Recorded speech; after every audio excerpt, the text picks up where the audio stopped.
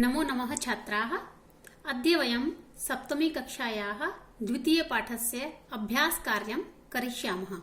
आज हम आपकी 7वीं कक्षा की पुस्तक का जो द्वितीय पाठ है दुर्बुद्धिः विनश्यति, इसको हम पहले पढ़ चुके हैं और आज हम इसके अभ्यास प्रश्नों को देखेंगे, समझेंगे। तो आइए करते हैं इसके अभ्यास प्रश्न।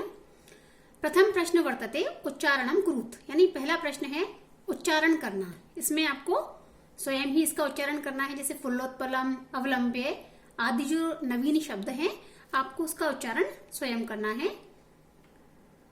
द्वितीय है एक पदेन उत्तरत। प्रथम प्रश्न वर्तते एक पदेन उत्तरत का कूर्मस्य किम नाम आसीत, यानी कछुए का क्या नाम था। द्वितीय है सरस तीरे के आगच्छन, यानी सरोवर के किनारे पर कौन आए थे। तृतीय कूर्मः केन मार्गेण अन्यत्र गंतुम इच्छति, यानी जो कछुआ था वो किस रास्ते से दूसरे तालाब में जाना चाहता था।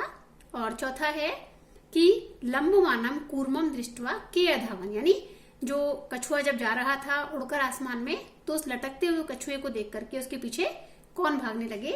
तो आइए इनके उत्तरों को देखते हैं। कछुए का नाम था कंबुग्रीवा।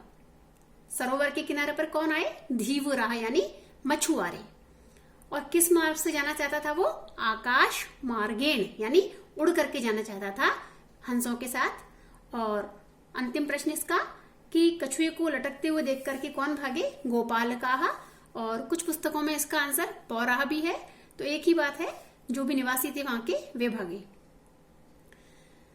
अगला प्रश्न है अधोलिखित वाक्यानि कः कम प्रति कथयति, यानी ये जो वाक्य हैं जो व्हाइट कलर में आपको दिखाई दे रहे हैं ये किसने किसको कहे हैं। तो पहला है उदाहरण दिया गया है कि प्रातः जो उचित होगा वो हम कर लेंगे। तो किसने किसको कहा? ये बिल्कुल सही, हंसों ने कछुए को। फिर पहला प्रश्न है इसका, मैं तुम दोनों के साथ या आप दोनों के साथ आकाश मार्ग से जाना चाहता हूं। किसने कहा? ये कछुए ने कहा है। और किसे कहा है? हंसों के प्रति। फिर इसका अगला प्रश्न अत्र कहा उपाय है, यानी यहाँ पर क्या उपाय है, यानी मैं किस प्रकार से जाऊं, किस प्रकार से हम तुम्हें ले जा सकते हैं। तो ये बात किसने कही? हंसों ने कही है और कछुए को कही है। आगामी अहम उत्तरम ना दास्यामि, यानी मैं उत्तर नहीं दूंगा। तो ये वाक्य किसने कहा होगा? कछुए ने कहा है। और किसे कहा है? हंसों के प्रति कहा है। और अगला है यूयम भस्म खादत, यानी तुम सब तो भस्म को खाओ। ये वाक्य किसने कहा है? आपने कथा पढ़ी है तो आप जानते हैं कि यह वाक्य कूर्म यानी कछुए ने कहा है। और गोपालकान, यानी जो पीछे ग्वाले दौड़ रहे थे उनके प्रति ये कहा है। इन सभी वाक्यों में उत्तर देते हुए हमें एक बात का ध्यान रखना है, जो कहने वाला है, जैसे हंसौ, यहाँ पर भी हंसौ, कूर्मः, जो भी है उसमें विभक्ति आती है प्रथमा। और जो सुनने वाला होता है जिसके प्रति बात कही गई है तो प्रति के योग में विभक्ति है द्वितीया, जैसे कूर्मम, हंसौ, गोपालकान, ये विभक्ति है द्वितीया। तो अगले प्रश्न की ओर चलते हैं। मंजूषातः क्रियापदम चित्वा वाक्यानि पूरयत, यानी मंजूषा में जो क्रियापद दिए गए हैं ये अभिनंदति, भक्षयिष्यामः, इनको देखकर वाक्यों की पूर्ति करनी है। तो यह अर्थ के आधार पर होगी, जैसे हंसों के साथ कछुआ भी उड्डीयते, यानी उड़ रहा है। अहम किंचिदपि न वदिष्यामि, यानी मैं कुछ भी नहीं बोलूंगा। ये किसने कहा था? कछुए ने। यह हितकामानां सुहृदाम वाक्यम न अभिनंदति, यानी जो अपना हित चाहने वाले मित्रों की बातों को नहीं मानता है। ये पंक्ति जो है ये श्लोक से ली गई है। और एकः कूर्मः अपि तत्रैव प्रतिवसति स्म, प्रतिवसति स्म यानी रहता था, यानी वाक्य बना एक कछुआ भी वहां पर रहता था। अगला है अहम आकाश मार्गेण अन्यत्र गंतुम इच्छामि, मैं आकाश मार्ग से कहीं और जाना चाहता हूं। तो चाहता हूं के लिए इच्छामि। वयम गृहम नीत्वा कूर्मम भक्षयिष्यामः, हम घर ले जाकर कछुए को खाएंगे। तो ये वाक्य किसने कहा था? गोपालकों ने, इसलिए यहां आएगा भक्षयिष्यामः। फिर है पूर्ण वाक्येन उत्तरत, यानी पूर्ण वाक्य में उत्तर देना है। कच्छपः कुत्र गंतुम इच्छति, कछुआ कहाँ जाना चाहता था? कच्छपः हंसाभ्याम सह आकाश मार्गेण अन्यत्र या किसी और स्थान पर गंतुम इच्छति। अगला है कच्छपः कम उपायं वदति। कछुए ने जाने का क्या उपाय बताया? तो उसने उपाय बताया युवाम काष्ठदंडम एकम चंचुआ धारयताम धार्यम अहम काष्ठदंड मध्ये अवलंब्य युवयोः पक्षबलेन सुखेन गमिष्यामि। यानी तुम लकड़ी को बीच में से पकड़ लो और मैं तुम्हारे पंखों की सहायता से उड़कर चला जाऊंगा। अगला है लंबमानम कूर्मम दृष्ट्वा गोपालकः किम अवदन्। जब कछुए को हंस ले जा रहे थे तो उस लटकते हुए कछुए को देखकर गोपालकों ने क्या कहा?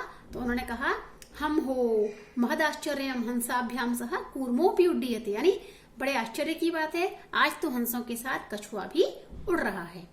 और आगे कूर्मः मित्रयोः वचनम विस्मृत्य किम अवदत्। कूर्म जो था, कछुआ जो था, मित्रों की बात को भूल करके क्या बोला? यूयम भस्म खादत। यानी तुम सब तो भस्म को खाओ। ऐसा उसने किसे बोला? गोपालकों के प्रति। फिर है घटनाक्रमानुसारम वाक्यानि लिखत। इस प्रश्न में जो पाठ की घटनाएं हैं उन्हें उल्टे सीधे क्रम में दिया गया है और हम कथा को जानते हैं तो सही क्रम देंगे। उसके अनुसार प्रथम वाक्य होता है कूर्म यानी कछुआ और हंस एक सरोवर में रहते थे। द्वितीय वाक्य कुछ जो धीवर यानी मछुआरे सरोवर के किनारे पर आए।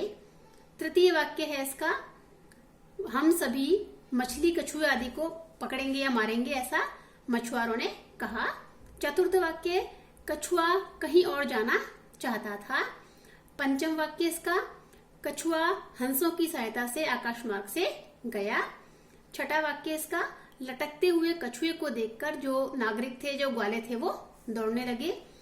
और सातवां वाक्य जो नागरिक थे वहां के वो कहने लगे कि हम सभी जो हैं गिरे हुए कछुए को खाएंगे।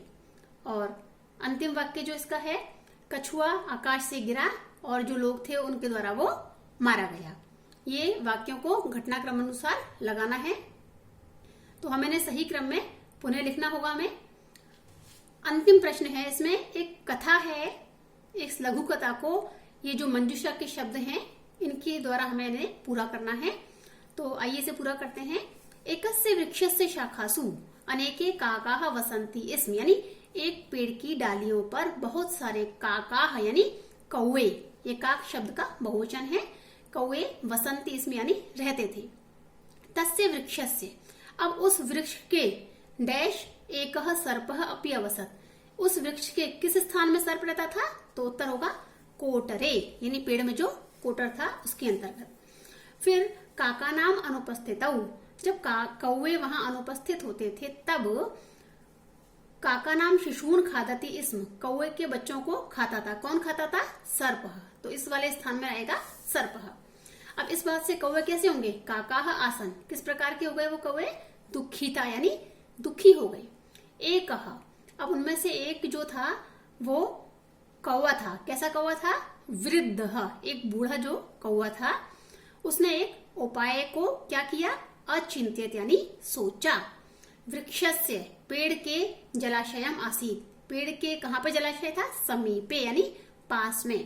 तत्र एका राजकुमारी स्नातुम, वहां पर एक राजकुमारी थी जो नहाने के लिए आगच्छति स्म, कहाँ आती थी? जलाशयम, जलाशय पर आती थी। शिलायाम स्थितः तस्याः आवरणम, वो शिला पर स्थित यानी बैठ गया कौन? एक कौवा। और तस्याः आवरणम, उसके आभूषणों को आदाय यानी ले करके एकः काकः वृक्षस्य ऊपरी अस्थापयत, एक कौवे ने उसके आभूषणों को आदाय यानी उठा लिया और पेड़ के ऊपर रख दिया। राजसेवकाः काकम अनुसृत्य, और जो राजसेवक थे वो कौवे के पीछे पीछे, अनुसृत्य यानी पीछे पीछे पास में आए। किसके पास में आए? वृक्षस्य यानी पेड़ के।